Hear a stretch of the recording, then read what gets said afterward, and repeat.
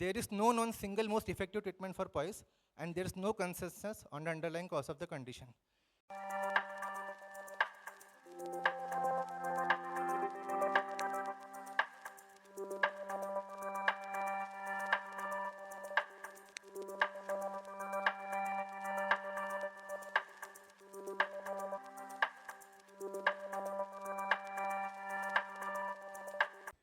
Hello all the beautiful people present here. It's my first ever presentation और मैं चंद्रपुर महाराष्ट्र से हूँ. 2 दिन की आरती मिस कर चुका हूँ. हमारे वहाँ गणपति का बहुत माहौल है.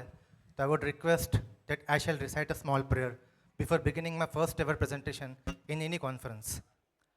वक्रतुंड महाकाय सूर्यकोटि समप्रभा निर्विघ्नं कुरु मे देव सर्वकार्येषु सर्वदा.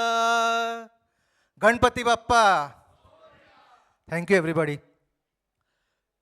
My topic was only poise, but Ajay sir gave the name of mystery of poise. तो मिस्ट्री तो सेक्सोलॉजी के पूरे सब्जेक्ट में ही है. जब 3 साल पहले मैंने ये चुना सेक्सोलॉजी की प्रैक्टिस करना, तो मेरे दिमाग में यही था कि सेक्सोलॉजिस्ट करते क्या हैं, करते अगर ये हैं तो इससे पैसे कैसे कमाते हैं. ये सबसे बड़ा क्वेश्चन था मेरे मन में.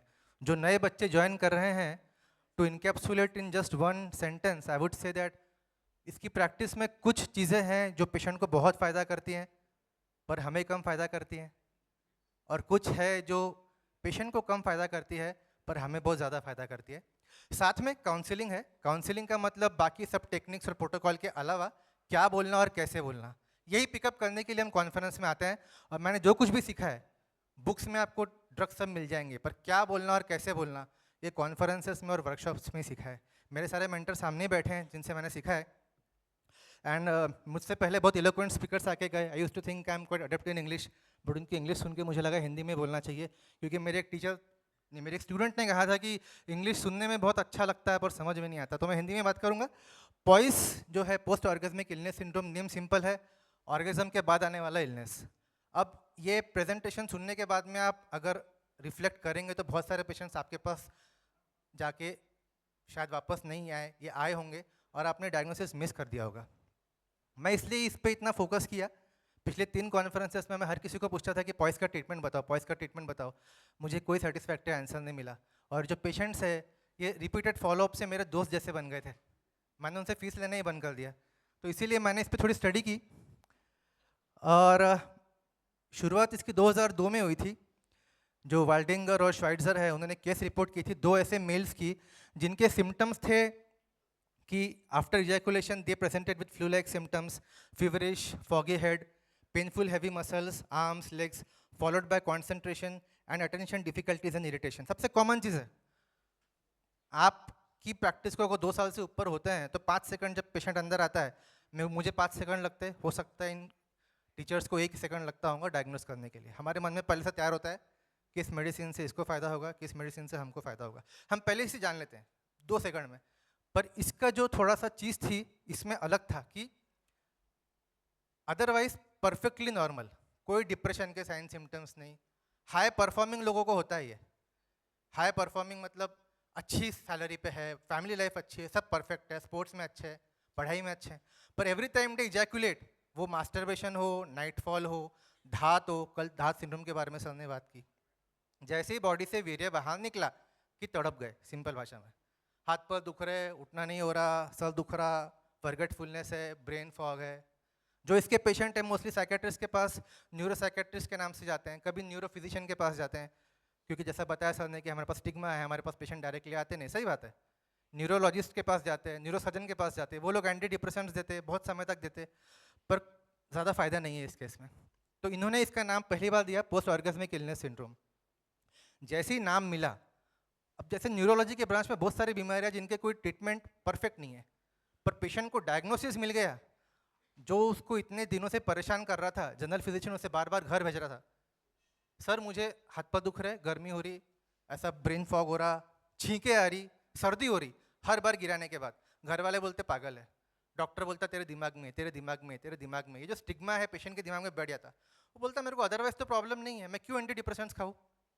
तो इसके लिए जैसे ही ये बात मालूम पड़ी कि पॉइस है, तो gradually increasing number of males around the world recognized its symptoms and reported to be relieved that finally there was an official medical name and that they did no longer had to believe to suffer from a psychiatric disorder or a mysterious somatic disease as has been told to them by various medical specialists.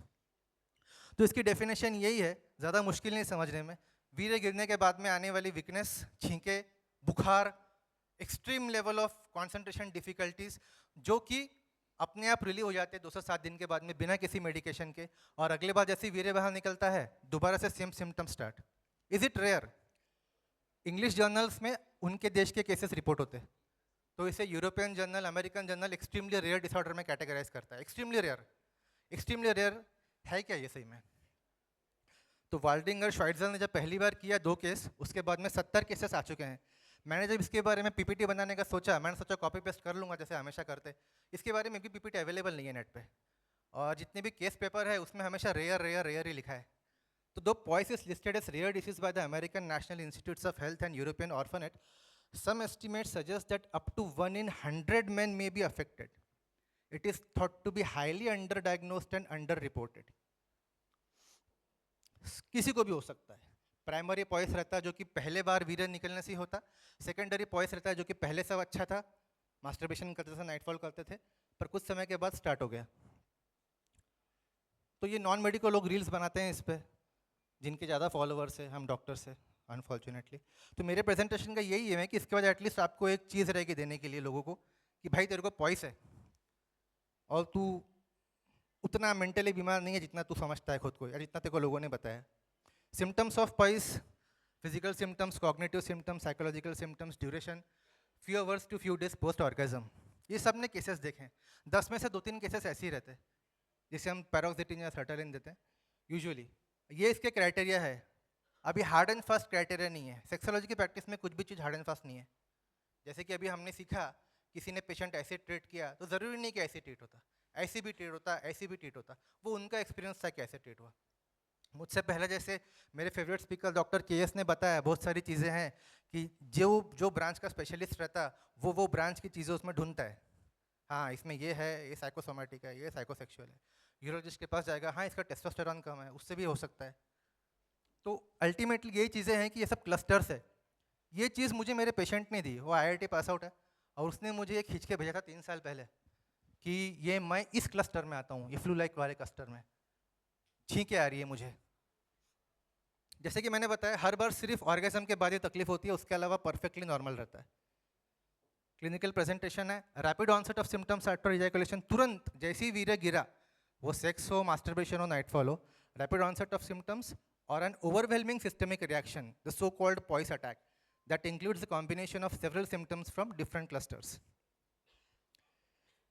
मैंने जैसा बताया, primary रहता है, secondary रहता है, किसी का कोई क्लियर एविडेंस नहीं है। ये ऐसी बीमारी जिसके बारे में किसी को कुछ नहीं पता। अब आप बोलोगे पता ही नहीं तो बता क्यों रहा? बता इसलिए रहा क्योंकि पेशेंट को डायग्नोसिस चाहिए, उसको ये चीज़ बहुत दिलासा देती है। लाइफ लॉन्ग रहता है, इसके साथ कोमॉर्बिडिटी। डेफिनेटली अगर उसको गिरने के बाद में वीकनेस आ रही है तो डिप्रेशन रहता, एंग्जाइटी डिसऑर्डर रहता। It's a distressing condition.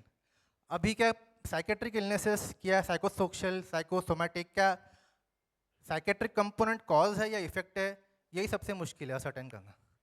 अब किसी को सेक्सुअल प्रॉब्लम है तो भी उसको डिप्रेशन हो सकता, किसी को डिप्रेशन है तो सेक्सुअल प्रॉब्लम हो सकता।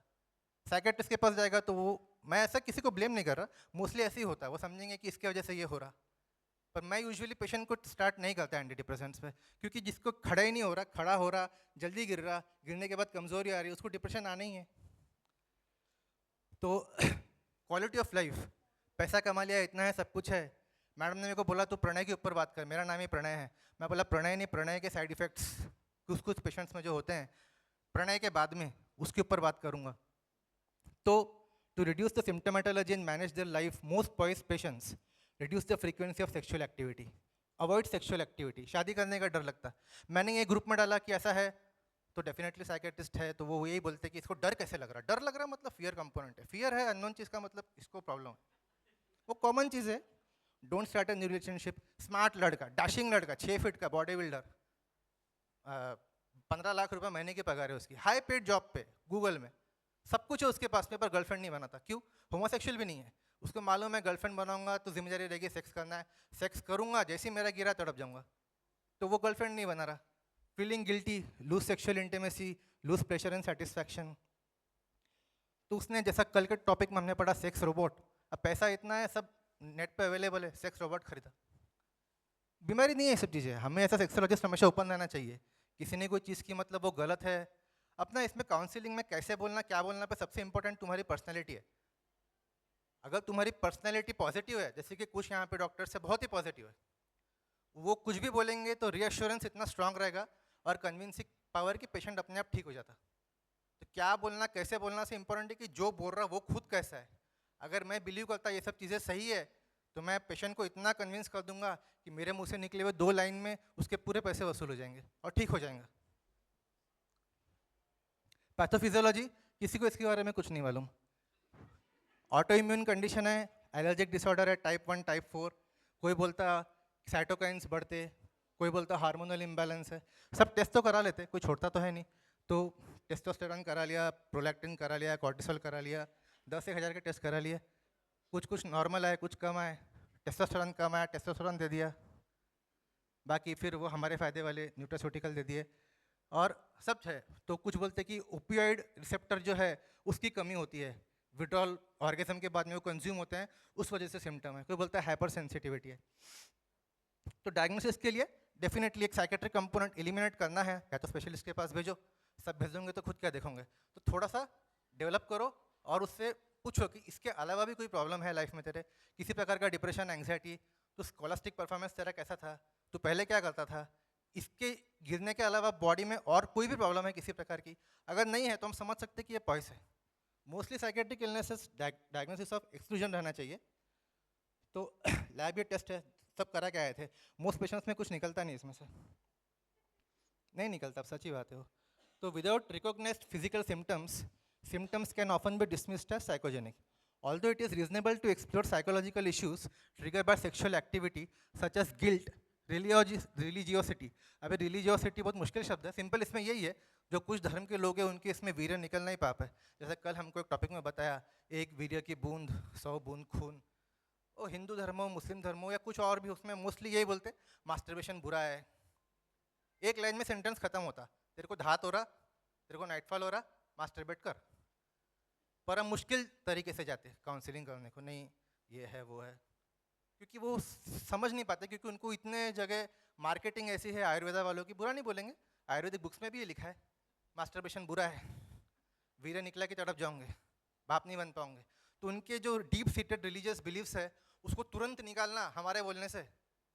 पर मैं यही बोलता, तू मेरे को पैसा जरा ना, तो अभी मेरी सुन, तो उसको मन से ये पहले विजिट में ही निकालना बहुत ज़रूरी है। और हेल्थ एजुकेशन हमेशा प्रिसाइज रहना चाहिए, कॉम्प्लेक्स मेडिकल जार्गन्स बोल के कोई फ़ायदा नहीं है उसका। तो इसलिए जितना हो सके धात हो रहा, ठीक है, इन्फेक्शन का रूल आउट करेंगे, जैसा बताया, वो सब रेयर कंडीशन है, प्रोस्टेटाइटिस वगैरह यूजुअली 16 साल का 18 साल का तुमको देख के समझ में आता। ये मास्टरबेशन किया कभी नहीं किया बोलते, मैं जिम जाता, पढ़ाई करता, प्रिपरेशन कर रहा, प्रिपरेशन करने वाले सारे डिप्रेशन में रहते, मास्टरबेशन करता नहीं, धात जा रहा, बहुत बड़ी बड़ी बीमारी है, स्पाइनल इलनेस है, मल्टीपल मालूम है, काय के लिए मास्टरबेशन करना भाई तू, तो वो ठीक हो जाएगा उससे। तो health care professional should remember that man may feel embarrassed and ashamed to discuss his symptoms openly, although little is known about this syndrome. Formally recognizing the symptoms as POIS reassures the patient that they are not suffering from a psychiatric, psychosomatic or other unknown disorder. Psychiatrist लोग मुझे माना मत इसके बाद में, बस ये जो एक पेशेंट के बारे में है ऐसा नहीं है, एक single finding cannot extrapolate to general population. आप डेफिनेटली मुझसे ज़्यादा ही पेशेंट देख रहे हैं इस बारे में। पर POIS doesn't seem to escape this bad habit. It seems that majority of the patients are referred to psychologists or psychiatrists who on their side always can find what applied to their hypothesis. जैसे कि हमने बात की, doctor KS sir ने भी बताया, as there is so little awareness about this condition, so it is prone to being erroneously ascribed to psychological factors such as hypochondriasis, somatic symptom और बहुत मुश्किल इंग्लिश नेम्स जो भी है। केस स्टडीज़ इतने सारे लोगों ने स्टडी किया, सबसे पहले वाल्डिंगर श्वाइट्जर, उसने 2002 में एटलीस्ट एक उपकार किया लोगों पे कि नाम बताया पॉइस है। शुरुआत में वही हमेशा के SSRI है, क्लोनाजेपाम, बाद में हाइपोसेंसिटाइजेशन ट्रीटमेंट, बाद में इंट्रालिम्फेटिक इम्यूनोथेरेपी। देखो कितने लोगों ने कितना दिमाग लगाया। टेस्टोस्टेरोन डेफिशिएंसी है तो सबक्यूटेनियस इंजेक्शन ऑफ HCG, बाद में एनसेड्स, वो आइबुप्रोफेन, सेलेकॉक्सिब तो सभी देते। किसी ने अल्फा ब्लॉकर दिया, किसी ने हाईली सिलेक्टिव अल्फा ब्लॉकर दिया, सिलोडोसिन, क्योंकि उनका मानना था कि सिलोडोसिन जो है अगर हाईली सिलेक्टिव है तो it causes an ejaculation, which was an effective treatment. Actually 50% लोगों में उसका फ़ायदा भी मिला है। तो कौन सी दवाई किसको कब लग जाए ये बोलना बहुत मुश्किल है। Combined use of flutamide, flutamide भी एक ड्रग है जो कि इजैकुलेशन फ्रीक्वेंसी कम करता है, उसका भी काफ़ी उपयोग है। अब इसमें मैंने क्या दिया, इसके बारे में बहुत सारे ट्रायल्स जैसा मैंने पढ़ा, मैं स्किन की प्रैक्टिस भी करता हूँ, तो हाइपोसेंसिटाइजेशन, मैंने सिस्टेमिक हाइपोसेंसिटाइजेशन दिया। 6 महीने तक लगे, हर हफ्ते बुलाया, उसका जो सीमेन है वो निकाल के उसको डाइल्यूट कर करके धीरे धीरे डाइल्यूशन जो है वो कम किया, उसके दोनों सबक्यूटेनियस एस्पेक्ट ऑफ फोरआर्म में इंजेक्ट किया। साथ में उसको बोला कि तू एक रेगुलर स्केड्यूल कर तेरे मास्टरबेशन का, ज़्यादा मत कर क्योंकि तेरे को काम भी करना है, नहीं तो रात को जग नहीं पाएगा। हफ्ते में एक बार बस उतना ही कर, जिस दिन करेंगे उसके एक दिन पहले सुबह प्रेडनिसोलॉन ले 20 मिलीग्राम, रात को लिवोसिट्रिजिन प्लस मॉन्टेलुकास ले, और जब गिराता है उसके तुरंत बाद एंग्जियोलाइटिक, वो इटिजोलाम हो या अल्प्राजोलाम हो विद प्रोपेनोलॉल। आश्चर्य के बाद उस पर काम कर गया। अब मैं बोला काम कर गया तो ये सिर्फ इस पे अकेले पे किया कि बाकी पे भी करेगा? उसके बाद जितने पेशेंट आए सबको दिया, सब पे काम कर रहा। तो मेरी कोई प्रूवन चीज़ नहीं है क्योंकि पेपर अभी भेजा है, पर ये चीज़ सब पे काम की, मेरा सिर्फ एक्सपीरियंस है। डेफिनेटली आप लोगों को बेटर पता है, आप लोग इससे शायद अलग अनुभव रखते हैं। तो एंटीहिस्टामिन्स जो है टू मैनेज एलर्जिक रिस्पॉन्सेस, क्योंकि IgE भी इसमें चेक किया गया, 30% पेशेंट्स में IgE बढ़ा हुआ था, 30 में, बाकी 70 में नहीं था। तो इसका मीडिएशन जो है, मैं बता ना, किसी को कुछ नहीं मालूम, तो सब सिर्फ रैंडमाइज कंट्रोल ट्रायल जैसे ही कर रहे हैं, वो भी रैंडमाइज नहीं है। तो प्रेडनिसोलॉन, अल्फा ब्लॉकर, पैरोक्सिटिन, सर्टालिन, सब पैरोक्सिटिन सर्टालिन तो फेवरेट ड्रग है, वो देते ही हैं। मैंने डिसेंसिटाइजेशन दिया, इसमें इंट्रालिम्फेटिक इम्यूनोथेरेपी तक ये इंगुइनल लिम्फ नोड्स पे भी लोगों ने इंजेक्ट किया, जो कि यूजुअली एलर्जी केस में किया जाता है।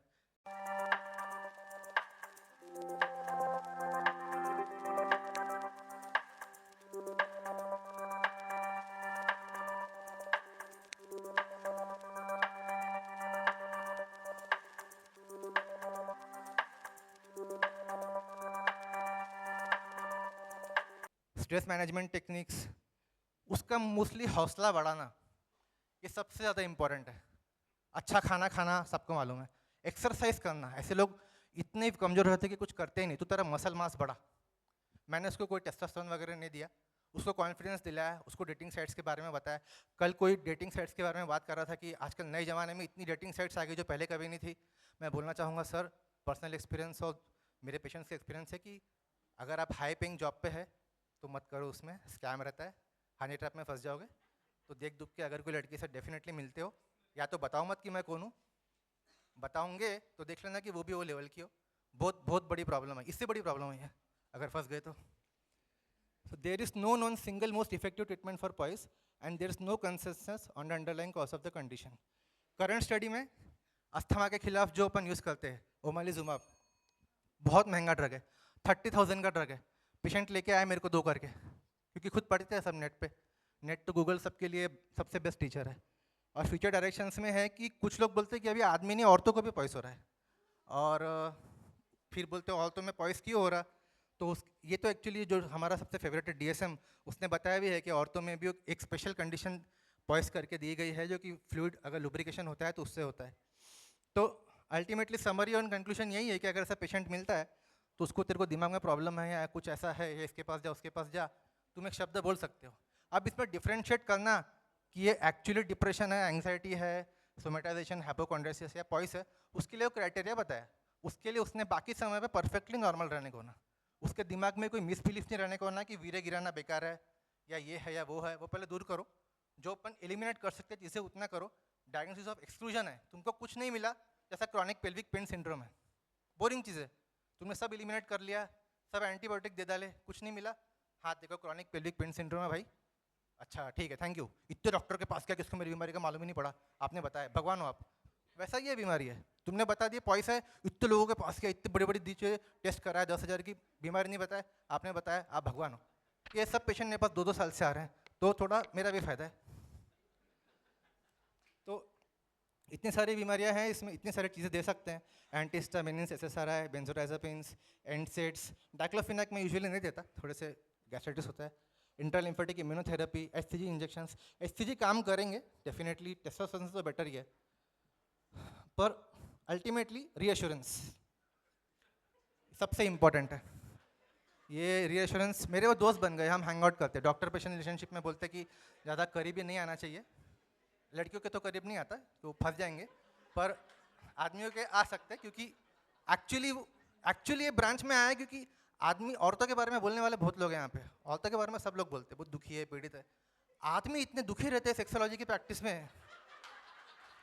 अ, पैसा है, पावर है, बॉडी है, पर्सनालिटी है, घर के अमीर है, पर सिर्फ खड़ा नहीं हो रहा बोल के इतने डरे रहते, इतने दुखी रहते, और इनको, इनके सुनने वाला कोई नहीं है, और डरते कहाँ जाए कहाँ जाए कहाँ जाए। और मोस्टली जो क्लिनिशियंस हैं उनके पास इतने पेशेंट रहते हैं, 100 कि ये बोलने से भी डरते हैं। डायबिटीज़ भी है, हाँ एक दिख दिया बस सिल्डेनाफिल जा, वो बोल ही नहीं पाते, तो उनको सुनने वाला चाहिए।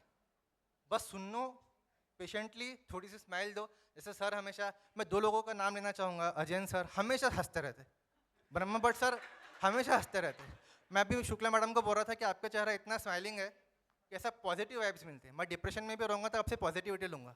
और कुछ लोगों के चेहरे पे हमेशा 12 बजे रहते। तो प्रैक्टिस व्हाट यू प्रीच। तुम अगर पेशेंट को बोलते हो स्ट्रेस एंग्जाइटी मत ले, कोपिंग कर, तो खुद भी तो खुश रहो। अगर खुद चेहरे पे 12 बजे है और सामने वाले को बोल रहे भाई तो खुश क्यों नहीं रहता, बोले पहले आप रह लो ना। तो दैट्स ऑल। आई होप आप में से कोई शेयर करेंगे अपने इंसाइट्स, ताकि मैं एटलीस्ट ठीक कर पाऊँ। Thank you, Dr. Pranay. You made it very interesting and very lively. Yeah, we have kind of stand-up comedy on, and got to know that we don't have to worry about anything. So first of all, I don't know, Pranav, about your first night performance, but first day performance was very good. And let me share with you people, I had only one case in 44 years, and exactly what you said, the same symptoms, 24, 25 years young boy, he was not getting married, he was in an IT profession, and 2 to 3 days, 3 days, 5 days, one time week, he will not go to the office. Same symptoms. The moment semen will go out, he'll start feeling immediately weak. Eyes will start watering. They'll become red. He'll get, palpitation. All sorts of anxiety and fear. Fever will be there. Sometimes fever also. He went to the psychiatrist. He went to ENT specialist, and also he went to eye specialist. And when he came to me, I was not knowing the diagnosis. So he told me, sir, I have got a poise. And it was a new, I said, you explain to me, explain to me. And I have got 2 hands. One side is Rupin and one side is TSS Rao, who is my Manas Putra. So I call them at any odd hours. And they said, sir, this is new, we have also not heard, but we have heard the thing and we'll find it. So it's really a rare condition. And then I sat down. Now this is what I'm going to give you a very important message. Do not go with the diagnosis which they bring. In this case, everything was done and he was suffering for last 3 to 4 years. And what happened, again, he was from Kerala. So I first said, let me sit down, go back to your basics. I said, when did it first start? So he said, first time, it started in the small village he was there. What happened? He said, I've been masturbating. Then I was caught one day. Look at the thing, till the masturbation, he was doing it for a year or 2 years. Nothing happened. Now, this was a very turning point. Then I asked what happened. He said, my father took him to the church. So don't take it. There is a word called onanism, So he went to the church, and that father said it's a very wrong thing. In a Bible, there is a story, there are different versions. One is a coitus interruptus, and one is a onanism. He was asked to give a seed to his brother's wife, and Onan does not give. And that's why he was being punished. So he got so worried, and after that, whenever he used to masturbate, he used to go into same symptoms, same things. Then he went to Kochi for a study. Again, he got those things. He went to again in the church. Same thing was told to him. And then he believed. And afterwards, after coming to Bombay, this was happening. Believe me, after explaining them, he became absolutely fine. And today, he is doing very well. He has got one kid, and he called me up. So what I'm trying to give you, I'm not saying about any religion. All the religions have condemned. Go back to basics. What he said, our friend Pranav, listen to the people. They will give you, and don't buy the diagnosis. In Bombay, they come and say, sir, I have got a ED, as if they got PhD. I'm telling you. So just ask them, when did you got ED? Last Saturday. From where you got? No, I went to the Google and I found I'm suffering from ED. So please listen to the only message I'm giving. Go to the basics, take a good history, and listen to the patient. Thank you very much, Pranav. It was a very good performance. Thank you sir, but आपके case में वो poised नहीं हुआ क्योंकि ठीक हो गया वो. See, seriously speaking, yeah, seriously speaking, it is an allergic disorder to salmon. I got 3 cases. I was not able to manage the first case. Then I tried with Vislon. That means before intercourse, that means before 2 days, I started Vislon 5 mg TID, then tapering the doses. In between, I asked him to do intercourse. He was not having any problem. But continuously, we cannot give prescribe Vislon like that. But from this itself, we can assume that it is an allergic disorder.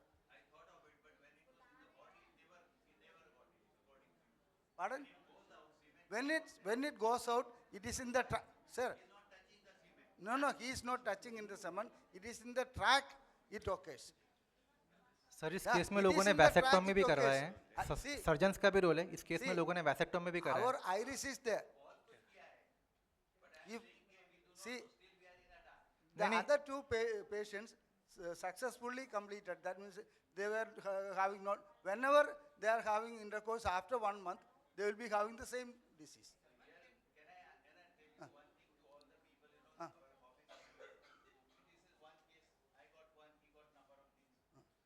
No, I got 3 cases. Balamurugan also got 1 case.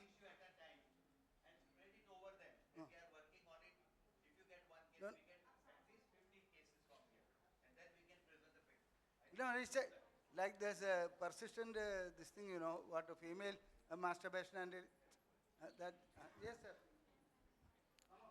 Sir इनका group है Facebook पे, international group है. India में नहीं, America में, Canada में, England में भी लोगों को पॉइस है. वो सब डिस्कस करते हैं. हमारे साइकेट्रिस्ट ने ये दिया. Just a minute. Kindly explain in English also the jokes and everything. All of them can understand. There are some people from South. Sir, they are so great speakers, so eloquent English. I think I used to be adept in English, but now I lost that confidence after listening to these speakers. You cannot consider it as a local conference. No, I am not arguing. This what? Only one point. See, DHAT syndrome, I have done PhD in this, and any number of cases with any type of story available actually. See, one of the case what we are trying to describe, bit of counseling and education, he responded well, and then subsequently it is not there. It should not be diagnosed as POIS. But if it is an organic problem, it should not settle down in that particular fashion. So, even in case of women, for example, white discharge per vagina and whole lot of symptoms, just like in case of men, what they can present, extremely common, which has been labeled as psychogenic syndrome and is one of the MD thesis on that particular. Any number of cases are available. So, if you take a very liberal view, many of the people would be diagnosed like that, and unfortunately, steroids and other related things are given and not necessary. History. In fact, this is one of the message what you have given. So, go into the adequate details, and the second point, maybe plan some research actually to see that how commonly, how people are coming across. Secondly, this white discharge in women is very, very common. All of you must have heard of it. Particularly all the women. अक्सर बोलते हैं सफेद पानी में ना. And at one stage I read that अपने bone है वो bone हिल रहा है और उसमें से पानी निकल रहा है. So you have to be very careful. It can be physiological, it can be some organism they have a night and then they get a discharge. It's like a lifting. This is what it is. So you must find it out whether it is infective or not infective. Hello. Good evening, Pranay. Actually, I am from Tamil Nadu. Even chairperson is from Tamil Nadu. We don't know Hindi. Everybody enjoyed the topic and everybody laughing. But I couldn't understand a single word what you are speaking. Okay? But the purpose of coming to the conference is failed. Because Sir, I'll solve the purpose by just one sentence that I was just telling the new recruits. to this institution that what exactly encompasses or incorporates in sexual medicine practice. Okay. People have that doubt. So to encapsulate, to give drugs which benefit the patient most and us the least, and to give other medicines which benefits the patient less but benefits us the most. Okay, anyhow, you are speaking in a national conference, you should speak in English rather than in Hindi, okay? Yes, sir, I So, understand. So But Hindi is, everybody can understand. If I am speaking in Tamil, you can understand, okay? it's Everybody okay, is, sir. okay, Those debates please. can be done on Facebook. But at the same time, it's an opportunity for you people to learn Hindi little bit. Okay, okay, okay, okay. Thank you so much. Thank you so much. Yeah, I request our chairperson to felicitate Dr. Pranay.